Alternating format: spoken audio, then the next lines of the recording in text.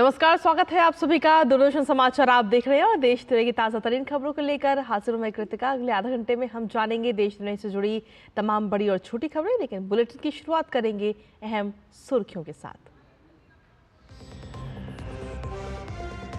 देश के कई हिस्सों में मौसम विभाग का तेज बारिश का अलर्ट। हिमाचल प्रदेश और उत्तराखंड में भूस्खलन से प्रभावित इलाकों में राहत और बचाव कार्य जोरों पर। केरल के वायनाड में लगातार छठे दिन राहत और बचाव कार्य जारी।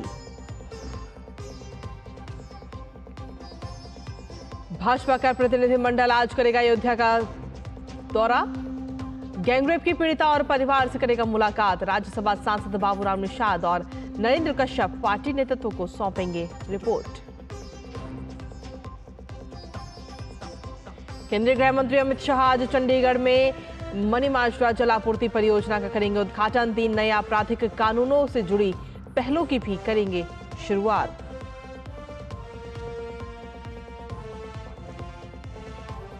अंतर्राष्ट्रीय खबरों में दक्षिणी लेबनान से उत्तरी इजराइल पर दागे गए करीब 50 से ज्यादा रॉकेट। इजराइल ने कई रॉकेटों को किया नाकाम। रूस ने अपने नागरिकों को लेबनान छोड़ने को कहा।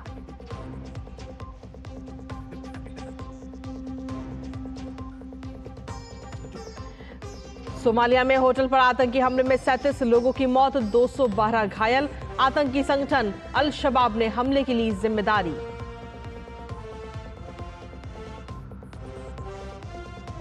खेल की खबरों में पेरिस ओलंपिक में बैडमिंटन के पुरुष एकल के सेमीफाइनल में लक्ष्य सेन का सामना डेनमार्क के विक्टर एक्सेलसेन से आज।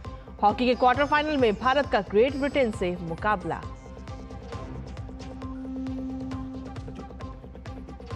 और भारत और श्रीलंका के बीच दूसरा वनडे मैच आज। टीम इंडिया की जीत के साथ बढ़त बनाने की होगी कोशिश।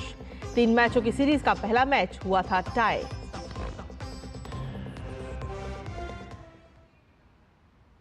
तो ये थी सुबह की अहम सुर्खियां और सुर्खियों के बाद अब खबरों में विस्तार से बात करेंगे, जिसमें बुलेटिन में सबसे पहले बात करते हैं देश भर के मौसम को लेकर। दरअसल देश के कई हिस्सों में मौसम विभाग ने आज भी तेज बारिश का अलर्ट जारी किया है, जिसमें झारखंड, छत्तीसगढ़, पूर्वी और पश्चिमी मध्य प्रदेश में भारी बारिश की संभावना व्यक्त की गई। मेघालय, मध्य महाराष्ट्र, कोंकण और गोवा में भी तेज बारिश होने की संभावना है। हिमाचल प्रदेश, उत्तराखंड, उत्तर प्रदेश, राजस्थान और पश्चिम बंगाल के तराई हिमालय क्षेत्र में इस महीने की 10 तारीख तक भारी बारिश होने की संभावना है। तो वहीं जम्मू कश्मीर में भी सोमवार तक ऐसी स्थिति बनी रहने की संभावना है। तटीय कर्नाटक में आज और केरल, माहे तथा तमिलनाडु में सोमवार तक मूसलाधार बारिश की संभावना है। मौसम विभाग ने देश के विभिन्न हिस्सों में आंधी चलने और बिजली गरजने के साथ हल्की से मध्यम वर्षा होने की संभावना व्यक्त की है। वहीं उत्तराखंड के आपदा प्रभावित क्षेत्रों में राहत और बचाव कार्य लगातार जारी है, जहां शनिवार को देहरादून में हुई एक उच्च स्तरीय बैठक में मुख्यमंत्री पुष्कर सिंह धामी ने वरिष्ठ अधिकारियों को राहत अभियान में तेजी लाने के निर्देश दिए हैं। मुख्यमंत्री ने केदारनाथ पैदल मार्ग पर यातायात शीघ्र बहाल करने के लिए क्षतिग्रस्त पड़ावों की तत्काल मरम्मत करने को कहा है। मीडिया से बात करते हुए उन्होंने कहा कि तीर्थयात्रियों की सुरक्षा सरकार की प्राथमिकता है। उन्होंने कहा कि आपदा में क्षतिग्रस्त सड़कों एवं भवनों की मरम्मत का कार्य तेजी से किया जा रहा है। इसी बीच रुद्रप्रयाग जिले की केदार घाटी में भारी बारिश के कारण अलग अलग स्थानों पर फंसे तीर्थयात्रियों और स्थानीय लोगों को सुरक्षित उनके गंतव्य तक पहुंचाने के लिए राहत और बचाव अभियान भी जारी रहा। वहीं हिमाचल प्रदेश की अगर बात करें तो शिमला और मंडी जिलों में बादल फटने और जमीन धंसने की घटना के बाद सेना ने सहायता और राहत कार्य तेज कर दिए हैं। बाढ़ग्रस्त रामपुर सब डिवीजन के समेज गांव में लगभग 90 लोगों का सेना के चिकित्सा शिविर में इलाज चल रहा है। सेना ने लोगों और आवश्यक वस्तुओं की आवाजाही के लिए एक अस्थायी फुटब्रिज भी तैयार किया और पीड़ितों को भोजन तथा दवा भी उपलब्ध कराई जा रही है। घटनास्थल के पास अवरुद्ध सड़क की मरम्मत भी कर दी गई है। रक्षा मंत्रालय ने कहा कि खोज और बचाव कार्य के लिए अतिरिक्त दल भी तैनात किए गए हैं। सेना के अधिकारियों ने राज्य बचाव दल और प्रशासन के साथ मिलकर काम कर रहे हैं।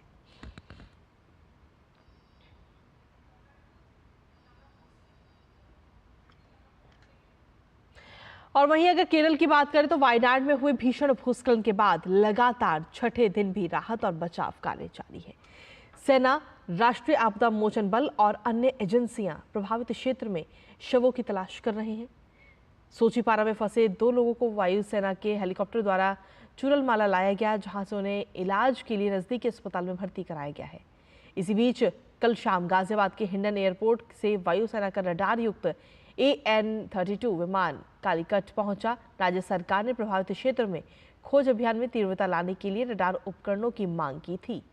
चुनौतीपूर्ण परिस्थितियों में भारतीय वायुसेना ने बचाव अभियान को जारी रखते हुए मुश्किल घड़ी में मानव जीवन को बचाने में सहायता के लिए अपनी प्रतिबद्धता दिखाई है।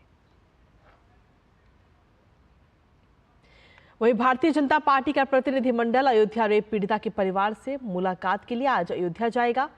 राज्यसभा सांसद बाबूराम निषाद और नरेंद्र कश्यप के नेतृत्व में प्रतिनिधिमंडल पीड़ित परिवार से मुलाकात करेगा और बाद में इसकी रिपोर्ट बीजेपी नेतृत्व को सौंपेगा। इस मामले की जांच पड़ताल के लिए बीजेपी का ये कदम काफी महत्वपूर्ण माना जा रहा है। बीजेपी ने इस मामले में सख्त कार्रवाई का भरोसा दिया है। और इसी पर ताजा अपडेट ले लेते हैं। हमारे साथ में लखनऊ से हमारे सहयोगी विकास सिंह इस वक्त जुड़ रहे हैं। विकास, आपके पास क्या कुछ ताजा अपडेट है? जिस तरीके से ये जो बीजेपी का प्रतिनिधिमंडल है ये आज जाएगा पीड़िता से और परिवार से मुलाकात करेगा और अपनी रिपोर्ट जो है वो हाईकमान को सौंपेगा, लेकिन आपसे जानना चाहेंगे कि इस प्रतिनिधिमंडल में कौन कौन शामिल है?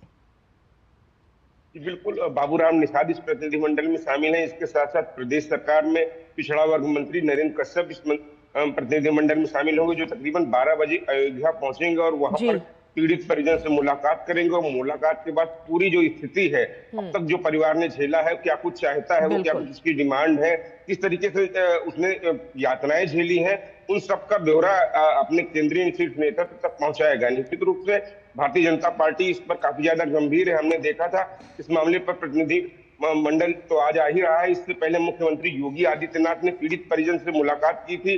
कल प्रदेश सरकार के मंत्री संजय निषाद, वहां के पूर्व सांसद लल्लू सिंह समेत तमाम सारे लोग वहां पहुंचे। प्रदेश सरकार की तरफ से 5 लाख रुपए की आर्थिक सहायता भी प्रदान की गई है पीड़ित परिवार को। इसके साथ ही साथ वहां पर लगातार जो मशीनरी, सरकारी मशीनरी है, काम कर रही है। उस आरोपी जो वहां पर था मोहित खान, जो इस गैंगरेप का मुख्य आरोपी है, उसके खिलाफ बुलडोजर की भी कार्रवाई कल की गई। तकरीबन 1 करोड़ की संपत्ति का ध्वस्तीकरण किया गया और बाकी चिन्हित किया गया है। वहां पर जो अवैध मार्केट बनी हुई है और तालाब की जमीन पर जो निर्माण कराया गया था उसे ध्वस्त किया गया है और बाकी जहां पर बैंक है उसको नोटिस दे दिया गया है कि आप इसको खाली कर देंगे, नहीं तो यहाँ पर भी कार्रवाई की जाएगी। तो तमाम सारी कार्रवाई की जा रही है इसमें। इसके साथ ही साथ प्रतिनिधिमंडल जो जब आप पहुंचेगा तो पीड़ित परिवार अब क्या चाहता है, किस तरीके से तो क्या कुछ जरूरतें हैं, उनकी जरूरतों से वो जानकर अपने शीर्ष नेतृत्व को रूबरू कराएगा। चलिए, फिलहाल बहुत बहुत शुक्रिया विकास, तमाम जानकारी और अपडेट्स हमारे साथ साझा करने के लिए। आगे भी अन्य खबरों पर आपसे रुक करेंगे, लेकिन इसी के साथ फिलहाल बहुत शुक्रिया। और वहीं अगर देखा जाए तो केंद्रीय गृह मंत्री अमित शाह आज चंडीगढ़ को कई सारी सौगात देंगे। आपको बता दें कि गृह मंत्री मनीमाजरा जलापूर्ति परियोजना का शुभारंभ करते हुए आज नजर आएंगे और इस परियोजना से मनीमाजरा के निवासियों को 24 घंटे पानी की आपूर्ति तो मिलेगी ही, साथ ही दूषित पानी की समस्या का भी हल हो जाएगा। इसके अलावा साथ ही गृह मंत्री 3 नए आपराधिक कानूनों के लिए कई पहलों का भी शुभारंभ करेंगे। 3 नए आपराधिक कानूनों के लिए ई साक्ष्य, ई समन, न्याय सेतु और न्याय श्रुति के अनुप्रयोगों का लोकार्पण भी इसमें शामिल है।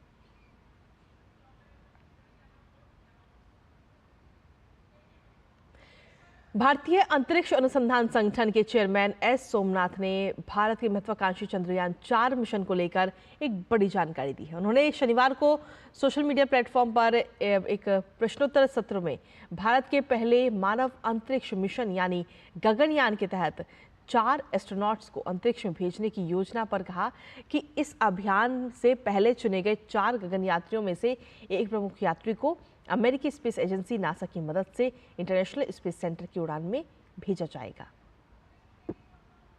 The objective of this mission is not just the experiments alone. The process of going to International Space Station itself gives you so much of learning. One of our astronauts is going to be trained in the whole ground process of preparation of a Gaganyatri to go there, and that itself will tell us how you should prepare your Gaganyatris for Gaganyaan mission. Then coming to the specific experiments, we have already planned 5 different experiments. Some of them are originated in India and we will be taking those experiments on board ISS, and some of the international experiments, we will be joint partners to participate in those experiments. The prime astronaut crew, which will go along with the mission, will be the mission pilot, which will give him an exposure on how to conduct the mission itself. और वहीं ISRO chief ने महत्वपूर्ण जानकारी साझा करते हुए ये भी बताया कि इंडियन स्पेस रिसर्च ऑर्गेनाइजेशन के पास स्पेस एक्स जैसी कंपनियों की तरह रीयूजेबल रॉकेट्स की तकनीक मौजूद है। उन्होंने कहा कि reusable launch vehicle RLV LEX-02 की सफल लैंडिंग कराई गई है। इसरो प्रमुख एस सोमनाथ ने कहा कि फिलहाल इस क्षेत्र में परीक्षण चल रहे हैं। We have our reusable rockets are still in the development phase. You would have seen the landing of the RLV LEX recently. The third landing attempt was also successful. This is one of the precursor for an orbital reusable landing vehicle, which is more a winged reusable rocket. But demonstration is not enough. We should actually make a full-scale vertical landing vehicle. And this concept is now going to be incorporated into our next generation launch vehicle called NGLV, where we are putting a new engine, locksmith engine, and that engine will be designed with a throttling capability to go as much as 40% of its full thrust. And with that, we should be in a position to make a vertical landings. और साथ ही आपको बता दें कि वहीं एक छात्र के सवाल पर जवाब देते हुए इसरो चीफ सोमनाथ ने कहा कि स्कूली छात्र या रिसर्च कर रहे अभ्यर्थी अपने सुझावों को अपने संस्थान के जरिए इसरो के साथ साझा कर सकते हैं। उन्होंने बताया कि इसरो ने एक विशेष फंड भी तैयार किया है जो नए विचारों पर अध्ययन के लिए फंडिंग जारी करता है। Possibly your academic institution where you are studying can talk to ISRO concerned people, and then the idea or the proposal of the project can be discussed, and we have mechanisms to fund it, especially with institutions. We have a program called Respond. We deal with such specific research topics which could be of interest, and if you have a better idea, definitely we will be very happy whether if it has any link with what we are doing today. SSV महानिदेशक दलजीत सिंह चौधरी ने सीमा सुरक्षा बल के महानिदेशक पद का अतिरिक्त पदभार संभाल लिया है। आईपीएस दलजीत सिंह चौधरी भारतीय पुलिस सेवा उत्तर प्रदेश कैडर के 1990 बैच के अधिकारी हैं। अपने 34 सालों के सेवा काल के दौरान उन्होंने उत्तर प्रदेश में कई प्रशासनिक पदों पर कार्य किया है।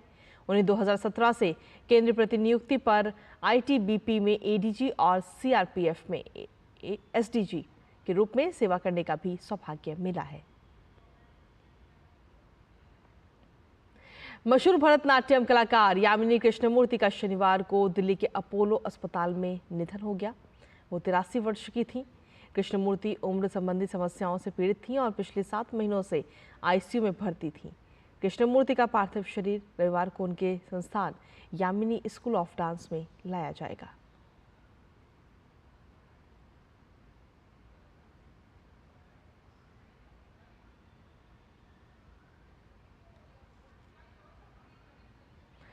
भरतनाट्यम कलाकार यामिनी कृष्णमूर्ति का दिल्ली के अपोलो अस्पताल में निधन हो गया, जहां उन्होंने आपको बता दें कि 83 वर्ष की आयु में आखिरी सांस ली। काफ़ी टाइम से वो अपने जो शरीर से संबंधित परेशानियों से जूझ रही थी, पीड़ित थी और 7 महीनों से आईसीयू में भी भर्ती थी।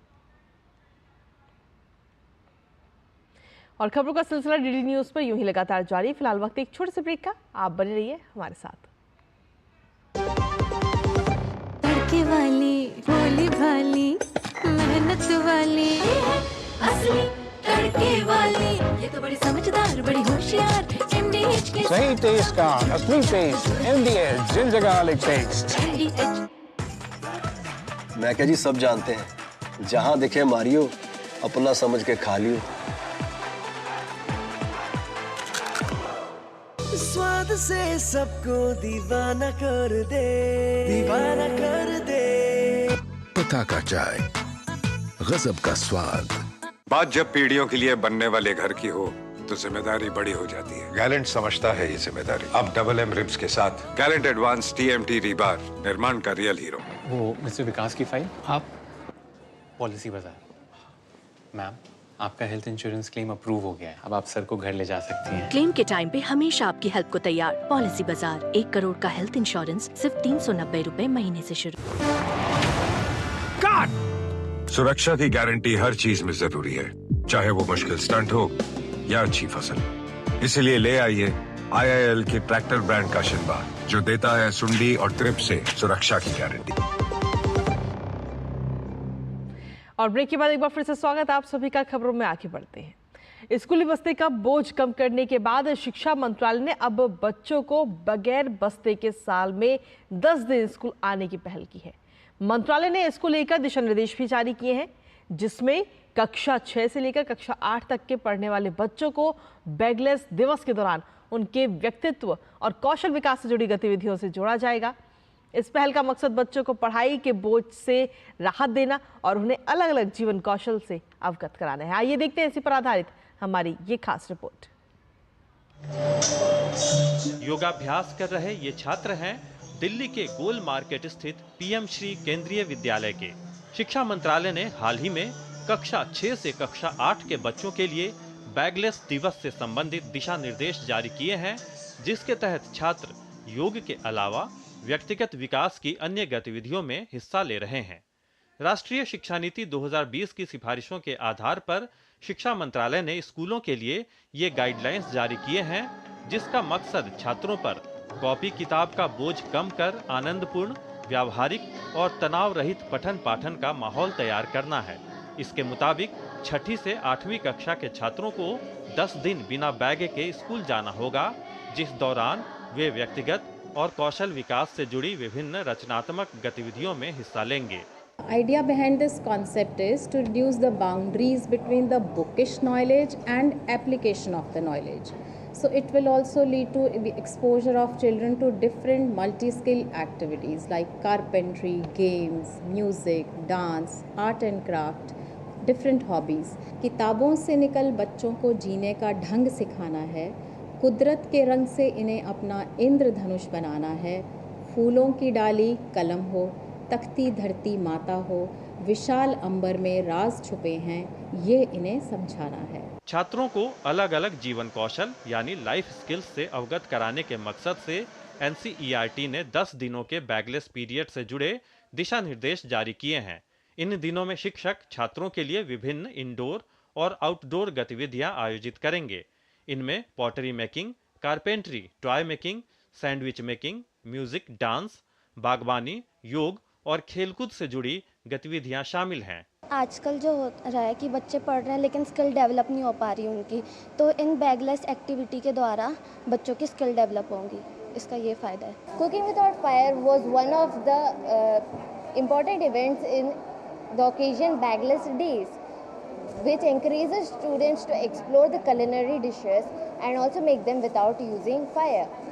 It fostering creativity and teamwork. कुछ लोग ज़्यादा पढ़ाई को लेके स्ट्रेस फील करते हैं, तो इसमें जैसे प्राणायाम बहुत हैं और इसमें मेडिटेशन भी बहुत है और इससे हमारी लाइफ को एक तरह से एक और हॉबी मिल सकती है। ये एक्चुअली हमारे प्रेशर को कम करता है और स्ट्रेस कम करता है, इससे हमारी पढ़ाई में भी फ़ायदा होता है। जितना अच्छा माइंड रहेगा उतना आप अच्छा पढ़ोगे, तो वैसे ही होता है और फिर आप दूसरे चीज़ों में भी पार्टिसिपेट करते हो, आपका स्किल डेवलपमेंट होता है। राष्ट्रीय शिक्षा नीति की सिफारिशों के मुताबिक 6ठी से 8वीं कक्षा के छात्र 10 दिनों के बैगलेस पीरियड के दौरान स्थानीय पेशेवरों मसलन माली, बढ़ई और कुम्हार आदि के साथ प्रशिक्षण भी लेंगे।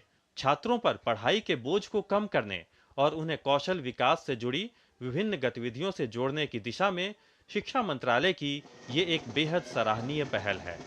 Nishant Saurabh, DD news, Delhi.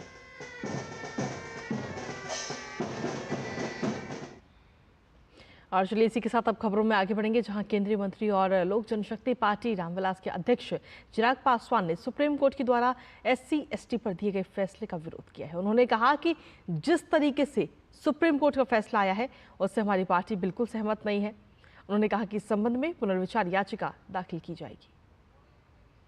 Creamy layer का प्रावधान या रिजर्वेशन विद इन रिजर्वेशन का प्रावधान हो ही नहीं सकता है।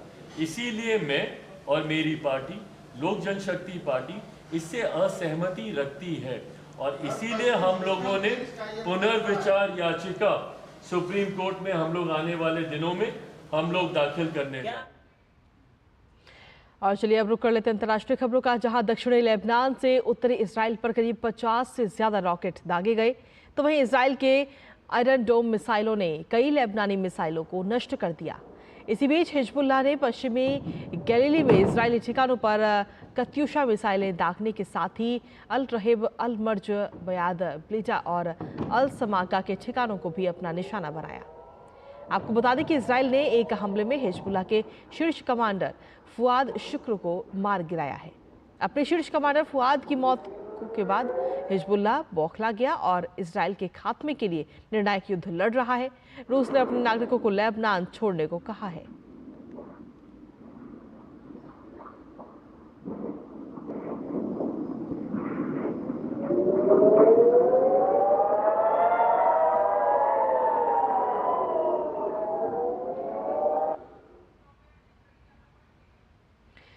वहीं सोमालिया की राजधानी मोगादिशु में कल समुद्र तट के किनारे एक होटल पर हुए हमले में 37 लोगों की मौत हो गई और 212 घायल हो गए। आतंकवादी संगठन अल-कायदा से जुड़े सशस्त्र गुट अल शबाब ने इस हमले की जिम्मेदारी ली है। पुलिस प्रवक्ता अब्दी फतह ने बताया कि सुरक्षा बलों ने 5 आतंकियों को मार गिराया है। होटल में फंसे नागरिकों को सुरक्षित बचा लिया गया है। सुरक्षा बलों ने एक विस्फोटक से भरी कार को भी निष्क्रिय कर दिया। फिलहाल मामले की आगे की जांच की जा रही है। वहीं बांग्लादेश में आरक्षण विरोधी प्रदर्शनकारियों ने हाल ही की हत्याओं के खिलाफ प्रदर्शन करने और 9 सूत्रीय मांग को लेकर दबाव बनाने के लिए आज से देशव्यापी असहयोग आंदोलन शुरू करने की घोषणा की है। भेदभाव विरोधी विद्यार्थी आंदोलन के 2 समन्वयकों ने आज विभिन्न सोशल मीडिया प्लेटफॉर्मों से कार्यक्रमों की घोषणा की। लगभग 2 सप्ताह के बाद बांग्लादेश में विभिन्न स्थानों पर दोबारा हिंसा भड़क गई।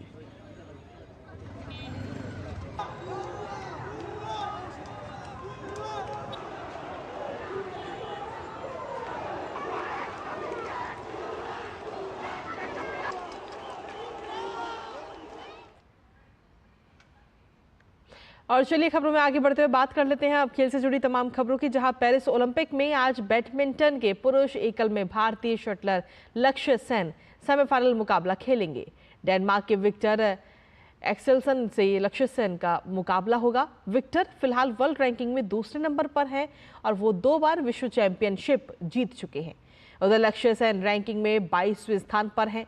लक्ष्य सेन की कोशिश आज का मैच जीतकर फाइनल में अपनी जगह बनाने पर होगी। अगर लक्ष्य सेन फाइनल में अपनी जगह बना लेते हैं तो भारत के लिए एक पदक पक्का हो जाएगा। वहीं हरमनप्रीत सिंह की कप्तानी में भारतीय हॉकी टीम का अब तक का पेरिस ओलंपिक में काफी शानदार प्रदर्शन देखने को मिला है। भारतीय हॉकी टीम का आज क्वार्टर फाइनल में ग्रेट ब्रिटेन से मुकाबला होगा। टोक्यो ओलंपिक्स में भी दोनों टीमों के बीच क्वार्टर फाइनल मुकाबला खेला गया था और उसमें भारतीय हॉकी टीम ने 3-1 के अंतर से मात दी थी। इस बार भी भारतीय टीम के फॉर्म को देखते हुए उनसे इसी तरह के प्रदर्शन की उम्मीद है। ब्रिटेन के खिलाफ पिछले 3 मैचों में भारतीय टीम ने 1 जीत हासिल की है तो 2 मैच ड्रॉ हुए हैं।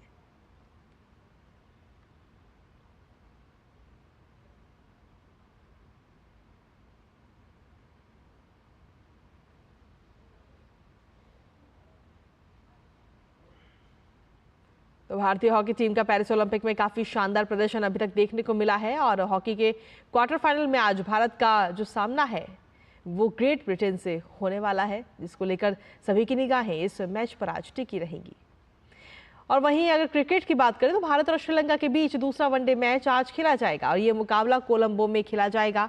दोनों टीमों के बीच 3 मैचों की सीरीज का पहला मुकाबला टाई रहा था। टीम इंडिया की नजर अब दूसरे वनडे में जीत दर्ज करके सीरीज में आज बढ़त बनाने की कोशिश पर होगी। तो आपको बता दें कि आज भारत और श्रीलंका का ये मुकाबला होने जा रहा है, जिस पर हम सभी की निगाहें लगातार टिकी होंगी। हालांकि इससे पहले अगर आखिरी मैच की हम बात करें तो दोनों का स्कोर बराबर रहा था, जिसकी वजह से आखिरी मुकाबला जो है वो टाई रहा था दोनों टीमों के बीच, जो पहला मुकाबला था 3 मैचों की सीरीज का। और आज ये दूसरा मुकाबला होना है। हालांकि इसमें भारत की कोशिश यही होगी कि इसमें बढ़त बनाई जाए, जीत हासिल की जाए। तो भारत और श्रीलंका के बीच दूसरा वनडे मैच आज खेला जाएगा कोलंबो में, जिस पर हम सभी की निगाहें लगातार टिकी हुई हैं।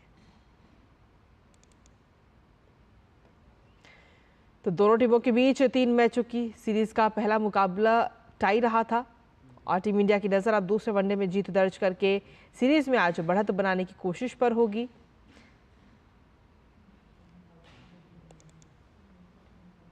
तो भारत और श्रीलंका के बीच ये दूसरा मुकाबला, हालांकि पहले मुकाबले की अगर बात करें तो दोनों टीमों का स्कोर बराबर रहा था, जिसकी वजह से वो मुकाबला टाई हो गया था। और जिसके बाद में अब आज दूसरा मुकाबला है और भारत की कोशिश यही होगी कि इसमें किसी भी तरीके से बढ़त बनाई जा सके। हालांकि अभी तक अगर हम इंडिया के सफ़र की अगर हम बात करें तो काफ़ी अच्छा प्रदर्शन भारत की टीम करती हुई नजर आई है और आज भी यही उम्मीद है भारत की टीम से। फिलहाल देखना होगा कि किस तरीके से प्रदर्शन आज मैदान पर भारत की जो बल्लेबाज हैं वो करते हुए नजर आएंगे।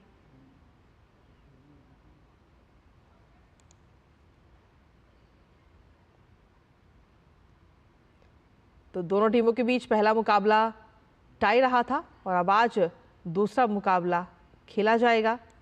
भारत और श्रीलंका के बीच दूसरा वनडे मैच आज खेला जाना है और ये भी बता दें कि ये मुकाबला जो है वो श्रीलंका के कोलंबो में खेला जाएगा। इससे पहले दोनों टीमों के बीच जो सीरीज़ का 3 मैचों की जो ये सीरीज़ है, इसका पहला मुकाबला जब खेला गया था तो उसमें दोनों का स्कोर बराबर रहा, जिसकी वजह से ये जो मुकाबला था वो टाई कर दिया गया। फिलहाल अब टीम इंडिया की नज़र जो है वो दूसरे वनडे में जीत दर्ज करके सीरीज में आज बढ़त बनाने की कोशिश पर होगी।